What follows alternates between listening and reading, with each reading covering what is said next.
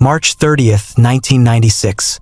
A date that would carve itself into Tennessee's legal history. The courtroom fell into a silence so complete it felt unnatural, as if everyone present understood that whatever came next would follow them for the rest of their lives. Christa Pike stood before the judge, barely 20 years old, eyes fixed forward as though trying to brace for impact. When the sentence was spoken, it didn't echo, it landed. She would die for what she had done. She would become the youngest woman in nearly 50 years to be handed a death sentence in the United States. The jurors had taken less than 3 hours to decide. The evidence was overwhelming. The brutality was unforgettable. And in the eyes of the court, this was the only punishment severe enough to match the crime. But what happened in that room was only the surface of the story. Most people think the death penalty means a final moment, an ending, a point of closure. What came for Christa after that verdict was something entirely different, something that many believe is far more punishing than death itself. When the hearing ended, and she was escorted away in chains, she wasn't headed toward an execution chamber. She was headed toward a life in waiting, transferred to the Tennessee Prison for Women, the state's sole facility for female death row inmates. This was where she would serve her sentence, and where her world would shrink smaller than she ever imagined. Tennessee hadn't executed a woman since 1837. Nearly 2 centuries had passed. So even though Christa had been condemned, the reality was more twisted than a simple sentence. She was walking into a system where execution might never actually come. Instead, she was placed into a kind of suspended existence, a psychological purgatory that stretched on year after year. Her cell, a 7 by 10 foot space smaller than most walk-in closets, became the boundary of her entire life. A metal bed frame, a thin mattress, a stainless steel toilet, and one narrow, heavily secured window were all she had. This was where she woke up. This was where she went to sleep. This was where her days looped together until they became indistinguishable. For most people, 29 years is enough time to experience several lifetimes worth of change. For her, it became the measure of how long a person can exist in a place where time barely moves. The state had sentenced her to death, but what she found instead was a punishment made of repetition, confinement, and silence. A slow, relentless erosion that many argue is far worse than any execution date she might have once expected. As she's led past the metal detectors and down the narrow hallway toward the interview rooms, her footsteps slow, almost as if reality is finally beginning to drag at her ankles. Moments ago, she was sitting in the courtroom with her chin lifted, glancing toward the gallery every few seconds, searching for familiar faces, hoping for some kind of reassurance. Now, that confidence is dissolving into something else, something she's trying hard not to show. The deputies don't talk to her. They don't need to. Their silence is enough of a reminder that whatever she believed was going to happen today wasn't happening. Inside the small concrete room, she sits on the metal chair, hands resting on the table, thumbs tapping each other in a restless rhythm. She keeps replaying the judge's words in her mind, trying to twist them into something softer, something less permanent. But they won't change. She knows it. You can see the exact moment the denial settles into her chest. Her eyes stop scanning the room and instead lock onto a single point on the wall, like she's trying to hold herself together. Her attorney sits across from her, trying to steady the moment, but even he can't hide the weight of what he's about to say. He has to break things down for her step by step, because he can tell she's barely absorbing any of it. He reminds her of the charges, the evidence, the messages, the statements she thought no one would ever see. She swallows hard, her jaw tightening, because hearing it from him, not the prosecution, not the judge, but from someone she believes is supposed to shield her, suddenly makes it brutally real. She tries to push back, insisting again that it wasn't supposed to go like this, that she was told there was a chance, that she was expecting something different. There's frustration in her voice, but underneath it is unmistakable panic, the kind that trembles quietly at the edges. She keeps asking the same question in different ways, searching for a loophole he can't give her. And then he says it. The thing she's been trying to avoid thinking about since the moment she was handcuffed months ago. This is only the beginning. You can see her breathing change. Shallow, uneven, like her chest doesn't know whether to collapse or expand. The room feels smaller now, the walls closer, the air heavier.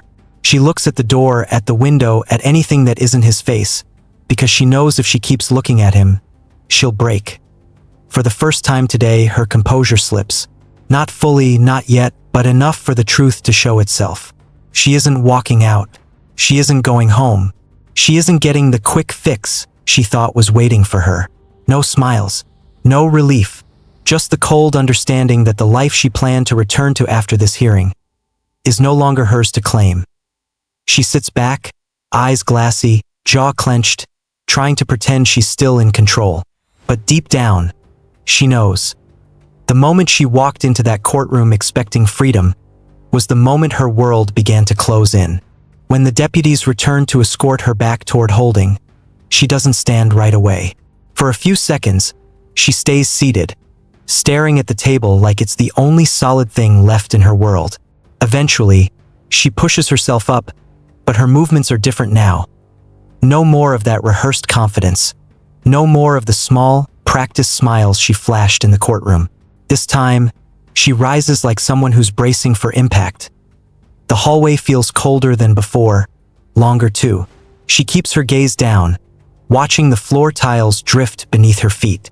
Every few steps, her breathing stumbles, and she has to steady herself, trying to force her face back into neutrality. But it's not working. There's a tightness around her eyes now, the kind that signals the fight between panic and pride. A battle she's rapidly losing behind her. One of the deputies radios in her status, and even that muffled chatter seems to sharpen the reality pressing against her ribs. She glances up briefly as if expecting anyone, to intervene, to tell her there's been a misunderstanding, that she'll still be released later. But no one says anything. No one even looks in her direction. Everyone here has seen this moment 1,000 times. The instant a defendant realizes their imagined escape route was never actually there. When they reach the holding area, she pauses just before stepping inside. Her fingers tremble slightly near her waist, though she tries to hide it by adjusting her sleeves. She doesn't want the deputies to see her unravel. She doesn't want anyone to see it. But the silence around her makes it impossible to hold everything together. A group of other detainees sits on the benches, talking low, waiting for their turns. When she walks in, some glance up, curious. They saw her earlier, the girl who walked into court smiling, almost carefree, as if she were the exception to every rule in the justice system. Now she looks different, and they notice, not in a cruel way, just in that quiet, blunt recognition prisoners share when someone's illusion breaks. She sits down slowly, folding her arms close, like she's trying to shrink away from the fluorescent lights buzzing overhead. The room smells of bleach and metal, the kind of scent that clings to your clothes long after you leave. She keeps licking her lips, swallowing, blinking rapidly. Her mind is racing. You can almost see the questions looping in her head. How did this happen? What did they read? Who told them? How much do they know? She leans her head back against the concrete wall, closing her eyes for a moment. Maybe she's trying to convince herself this is temporary, that her attorney will walk back in with new information, that this wasn't the final word. But deep inside, she knows. The courtroom didn't just deny her bond. It shattered the version of the story she'd been telling herself for months. And sitting there, surrounded by strangers, listening to the steady buzz of the lights, she feels the weight of the next chapter pressing down on her. A chapter she never thought she'd have to face. When the door opens again, it isn't her attorney returning with good news. It's another deputy calling her name, and the sound of it makes her eyes snap open like she'd just woken from a nightmare. She sits up straighter, trying to read his expression, searching for the slightest hint that something has changed. But his face is blank, the same practiced neutrality every deputy wears when they're moving someone through the system. She stands slowly this time, not because she's refusing, but because she's trying to brace herself for whatever comes next. A few of the detainees glance at her again, murmuring quietly, and she quickly looks away, not wanting to meet their eyes. She doesn't want to be seen as fragile, even though that's exactly what she is in this moment. Fragile, overwhelmed, and suddenly very aware that the world outside this building is no longer within reach. The hallway they lead her down now feels even narrower. Her heartbeat grows louder, pounding against her eardrums.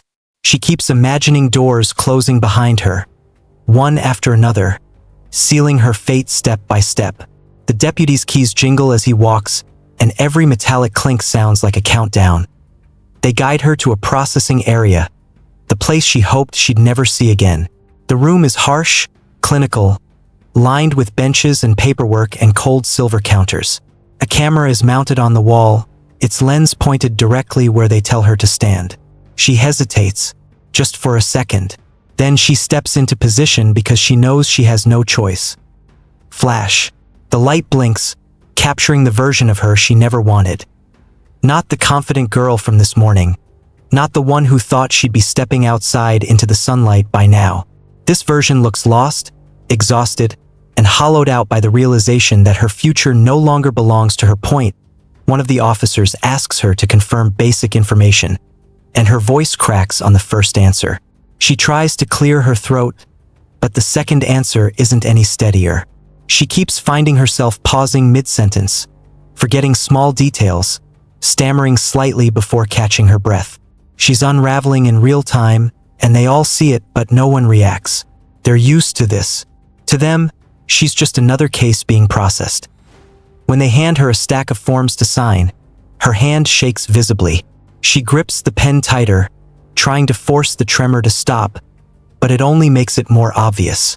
After the final signature, she places the pen down carefully, as if her entire world depends on keeping that one gesture controlled. Then comes the part she was dreading most, the part that strips away the last fragments of normalcy she had been clinging to. They direct her toward the intake area, where her clothes will be taken, documented, and replaced. She swallows hard, staring at the floor because she knows that once she steps past that line, she's crossing into a reality she never believed would be hers. You can see it hit her all at once. A deep internal collapse she tries desperately to mask. But there's no hiding from it anymore. The path she thought she could escape is closed behind her. And now she's being pulled step by step into a life she never imagined. One she's suddenly terrified to face. By the time she reaches the intake area, her confidence has shrunk to something barely visible, like a flame flickering at the edge of going out. She stands just inside the doorway, arms wrapped around herself, as if trying to hold on to whatever pieces of the outside world she can still feel. But the room in front of her is designed to take those pieces away. Systematically, efficiently, without emotion. A female officer steps forward and tells her what's going to happen. The instructions are routine, spoken in a flat, almost monotone cadence that makes the whole process feel even colder. She nods along, but her mind is somewhere else, drifting between disbelief and dread. Every word feels distant until the officer points her toward a bench and tells her to sit. That's when the panic returns. Not loud, not dramatic, but subtle and suffocating. Her breathing changes again, short and uneven. She presses her lips together so no one sees her lower lip shaking. She keeps her hands clenched in her lap, digging crescent-shaped marks into her own palms just to ground herself. When they hand her the folded jail uniform, the fabric feels rough against her fingers. She stares at it a moment too long, like she's waiting for someone to tell her this is temporary. A misunderstanding, a nightmare she'll wake from. But no one steps forward, because no one here is part of that fantasy. They've all seen this moment, the exact second someone realizes they're not going home today, or tomorrow, or maybe for a very long time. She changes slowly, movements stiff and careful, as if her body is protesting every step. The moment she removes her own clothes, the last part of her old life seems to slip away with them. She folds them neatly, almost obsessively, trying to control something, anything, in a situation where everything is being taken from her.